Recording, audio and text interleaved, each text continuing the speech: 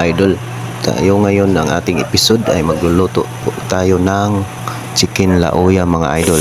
Una natin, igisa muna natin ang sibuyas, bawang, luya mga ka-idol. Igisa natin maigi ang ating chicken mga ka-idol.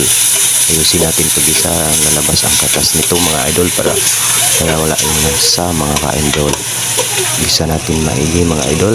Sunod, ilagay natin ang ating sayuti mga idol.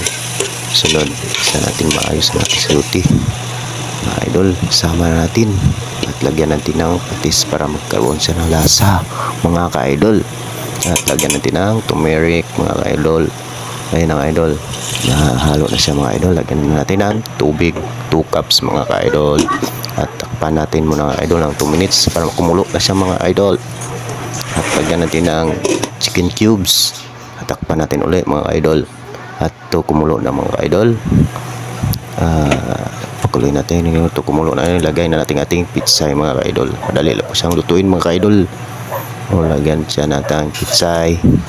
Ayan na mga idol, at haluin natin maigi ito. Tapos na mga idol, ang bilis lang ito mga idol, madilis ito gayahin. Thank you so much, panood yung mga idol. Sana support kayo palagi sa aking video mga idol. Share na lang po mga idol. Thank you so much.